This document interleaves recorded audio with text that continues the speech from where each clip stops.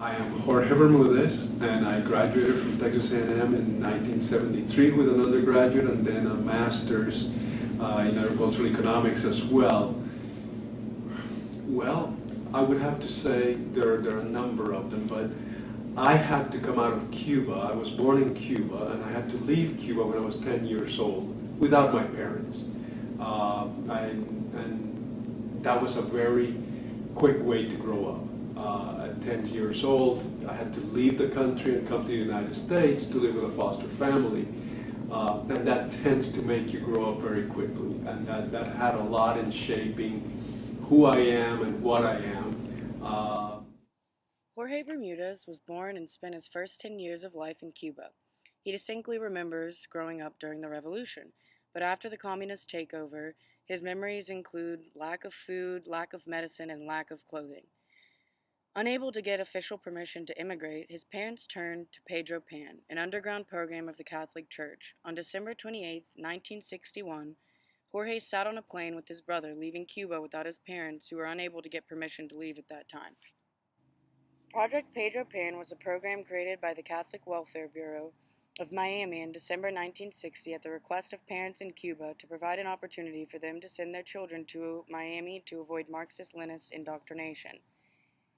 In the course of 20 months between December 1960 and October 1962, over 14,000 unaccompanied minors arrived in Miami under the sponsorship of the Catholic Welfare Bureau. Bermudez has had a very successful international banking career. He serves on many boards, and today he's given back to the university that gave him every opportunity he's ever had. He never forgot the lessons his father taught him about integrity, as shown at this display at the Association of Former Students. Although I had never been here before, its values and its culture reinforced the core values that I think I had learned at home from my parents.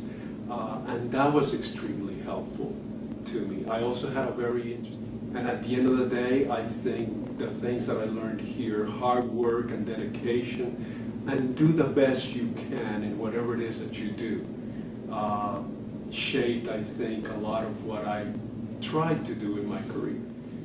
I hope every student exceeds my own successes, but if I could give some advice based on 35 years of work experience, it would be truly do something you like.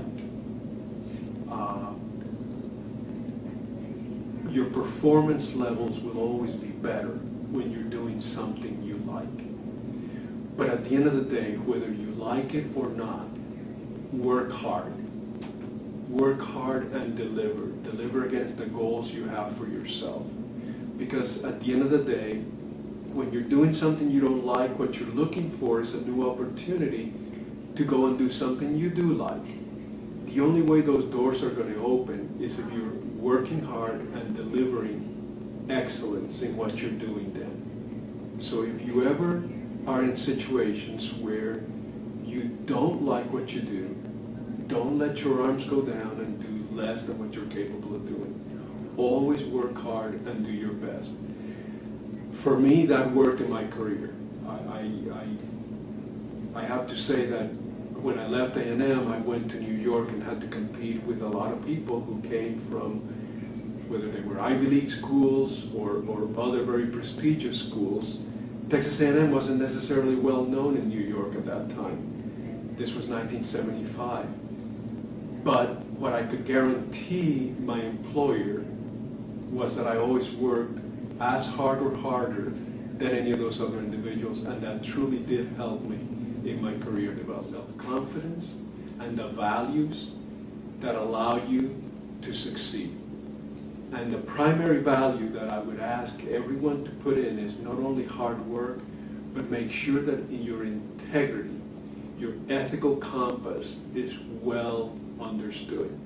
The way he coaches, the way he mentors, and the integrity with which he approaches decisions, you will never wonder what he's thinking. He is very straightforward, and he's always honest. By yourself, so that you're not ever put into a position where you have to violate either your ethical compass or your integrity, because no amount of success is worth losing either one of those. And so my message, my final message would be, make sure you're true to yourself at the end of the day.